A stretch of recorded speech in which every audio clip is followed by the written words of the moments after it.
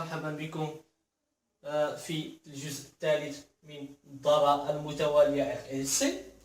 وفي الجزء الثاني آخر ما رأيناه هو أن الحل يكتب على شكل إي سي لي تي كتساوي إي ماكس كوسينيس دو بي على تي زيرو تي بليس في. حددنا الثوابت الثلاث اللي هي إي ماكس. وجدنا أن إي ماكس تساوي ماذا؟ تساوي أو كما تشاهدون على السبورة. وجدنا بأن تي زيرو تساوي 2 بي جذر ال سي، ولكن سأحتفظ بتي زيرو كما هي لأن التعبير طويل نسبيا، فإننا نحتفظ بتي زيرو مع العلم أن تي زيرو تساوي دائما 2 بي جذر ال سي. فبالتالي سنكتب كوسينيس 2 بي تي على تي زيرو. وجدنا بأن في تساوي صفر، إذن صفر. إذن فإن تعبير التوتر اي سي تي اللي هو حل المعادله التفاضليه الضرب التاليه هو ببساطه او كوسينيس 2 بي على تي زيرو تي. بعد ذلك قد يطلب منكم ايها التلاميذ الاعزاء في بعض التمارين ان تحددوا تعبير شحنات المكثف كي لي تي. تعبير شحنات المكثف هذا سؤال سهل جدا.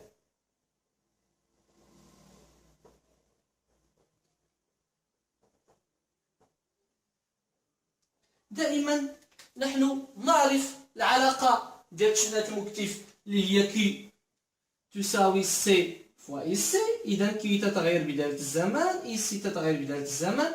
إذا كي لي تي هي ببساطة سي ومكان اي سي لي تي فهو اي سي لي تي تساوي هذا المقدار. إذا مكان اي سي لي تي ساكتب فقط او كوسينيس 2 بي على تي زيرو تي بكل بساطة. فنجد كما تشاهدون على السبورة تعبير شحنات المكثف. بعد ذلك قد يطلب منكم أيها التلاميذ الأعزاء تعبير شدة التيار المرة في الضرب. هذا أيضا غاية في البساطة.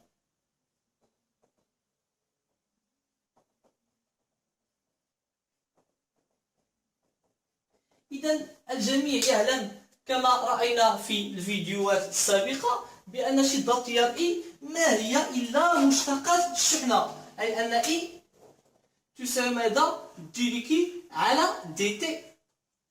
إذا عن طريق اشتقاق هذا التعبير الشحنة فإنني أحصل مباشرة على شدة التيار الكهربائي. وطريقة الاشتقاق ثابتة واضحة بما أن سي ثابتة و ثابتة فإنني سأحتفظ بهما. إي لي تي سأكتب سي فوا او، اي لي تي اللي هي دي كي على دي تي سأحتفظ بسي فوا او. ولما أريد أن أشتق كوسينيس 2 بي على تي زيرو تي بريم فإنني أستخدم علاقات الرياضيات، أي أنني مشتقة مركب دالتين. غادي نخرج أيها التلاميذ الأعزاء 2 بي على تي زيرو فوا تي ونديرو ليها بريم فوا كوس بريم ديال 2 بي على تي زيرو تي. إذا بكل بساطة دائما اشتقاق أ فوا تي بريم سيعطيني أ، وبنفس الطريقة 2 بي على تي زيرو تي بريم كتعطيني 2 بي على تي زيرو. يعني يختفي تي بكل بساطة. فيما نبغي نشتق في الفيزياء أ فوا تي بريم ستعطيني أ، 2 بي على تي زيرو فوا تي بريم ستعطيني 2 بي على تي زيرو. أي حاجة فوا تي بريم غادي تعطيني ديك الحاجة بكل بساطة. دونك هنا غتبقى عندي 2 بي على تي زيرو. وجميعكم متابعونا على باك فاسي يعرفون جيدا أن المشتقة ديال كوس هي ناقص سين. إذا ناقص تظهر على أقصى اليسار سينيس 2 بي على تي زيرو تي. إذا الإشارة ناقص هنا. دونك أصبحت الأمور بسيطة. كي لي تي لاحظوا قلنا بأنني سأرتبط بسي و أو لأنهما ثابتتين. الإشارة ناقص وأنا 2 بي على تي زيرو سينيس 2 بي على تي زيرو فوا تي. إذا حصلت على تعبير على تعبير شدة التيار إي لي تي.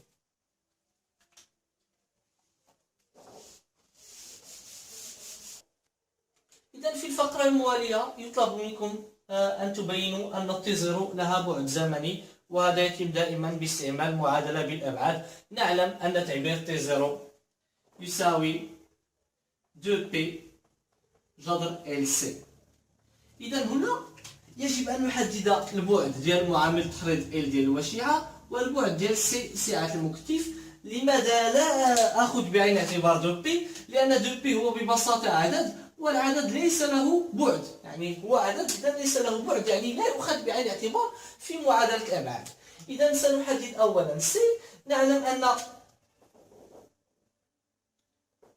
أن E تساوي C دي EC على DT. إذا أردت أن أعزل C لأعرف بعدها في معادلة الأبعاد فالعملية بسيطة. غادي نطلع أيها التلاميذ الأعزاء دي تي اللي كانت في المقام غادي يطلع البسط، ودي سي اللي كانت في البسط غادي تنزل المقام، غادي تبقى سي بوحدها. هذه عملية رياضية بسيطة جدا. إذا سي إي فوا دي تي، لاحظوا صعود دي تي إلى جوار إي ومقسومة على دي إي سي. الآن عزلنا سي ومنه البعد ديال سي غادي يساوي البعد ديال اي يعني شدة التيار دي تي معناه زمن البعد ديال تي على دي سي معناه توتر، اذا البعد ديال التوتر اي.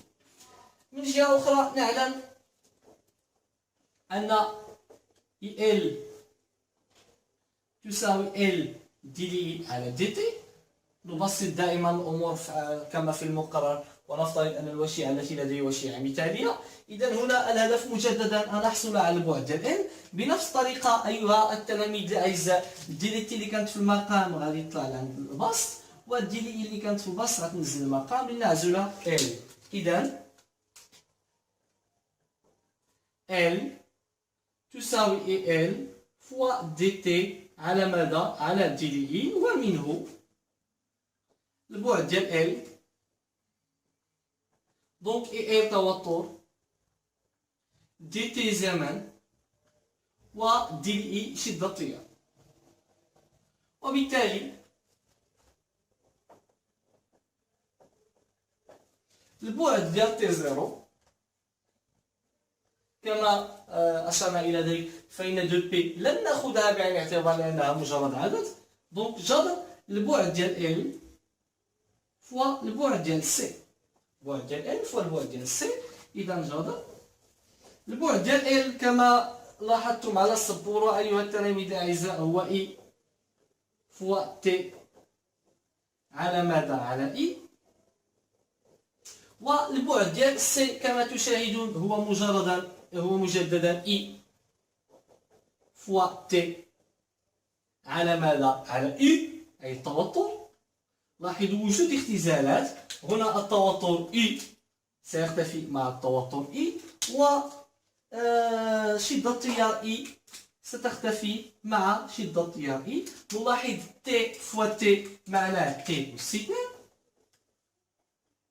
إذا أس 2 تختفي بوجود الجذر فأجد تي. إذا ماذا استنتجت؟ استنتجت بأن تي زيرو لها بعد زمني، إذا تي زيرو لها بعد زمني وحدتها الثانية سكند. إذا نكمل، والآن سنبرهن على شيء مهم جدا. ربما إن شاء الله سنحتاج إلى جزء رابع كي نكمل هذه الفقرة، ولكن سنعتمد أولا على لاباز لما هو قادم لنقارن ما بين الضرائر LC. لاحظوا R L وهي C وضرب LC.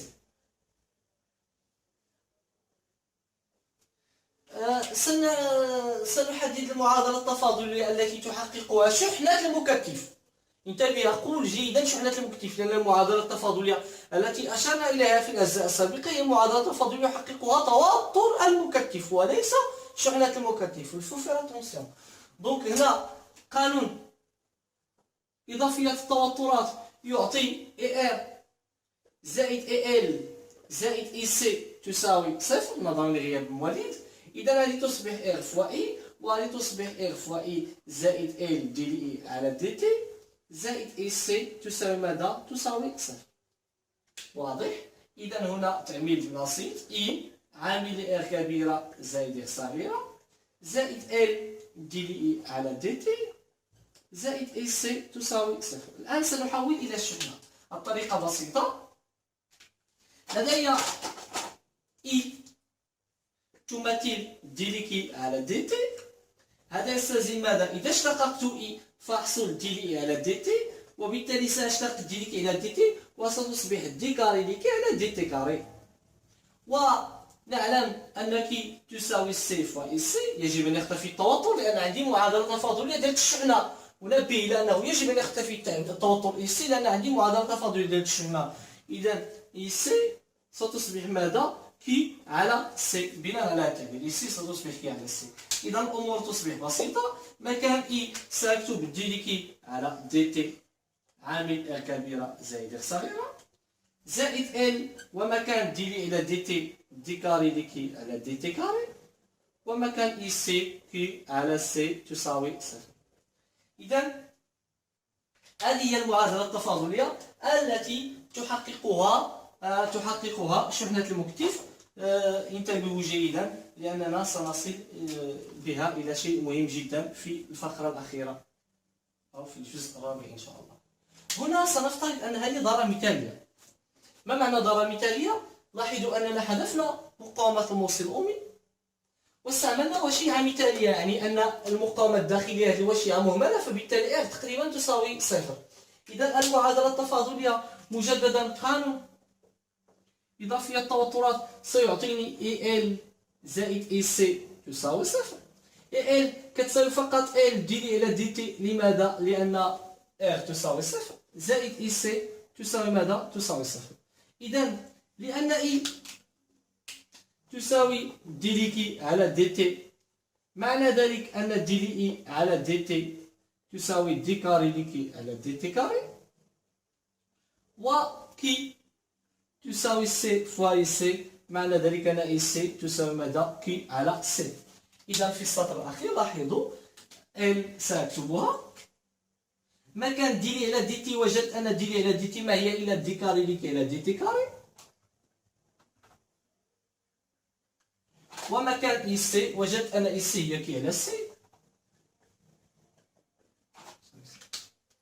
إذا هذه هي المعادلة التفاضلية التي تحققها شحنة المكثف في الدارة المثالية ال سي، وهذه هي المعادلة التفاضلية التي تحققها شحنة المكثف في الدارة ال سي المتوالية.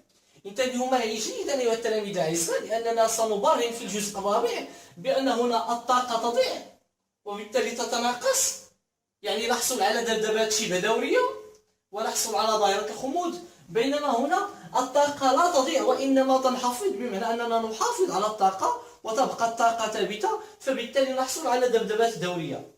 وعيد هنا في هذا الشيما سنحصل على ذبذبات شبه دورية على هذا الشكل. إذا هناك تناقص في وسع الذبذبات وهناك حصول لظاهرة الخمود. هنا في هذه الدارة سنرى ذبذبات دورية، أي أن وسع الذبذبات ثابت وبالتالي سنحافظ على الطاقة. لمن سيتابع إن شاء الله معنا ويركز في الجزء الرابع فيجب أن ينتبه إلى أن هذا الجزء يساوي صفر. أرجو أن تكتبوا ذلك في أوراق دفاتركم وتتابعوا معنا. وانتبهوا هنا بأن هذا الجزء، ركزوا لاحظوا ال دي كاري لي كي على دي تي كاري لي كي على دي تي كاري زائد كي على سي التي تساوي هنا في الدارة المثالية تساوي صفر. هنا انتبهوا، أرجوكم أؤكد على أنه ضروري أن تكتبوا هذا الدرس في دفاتركم.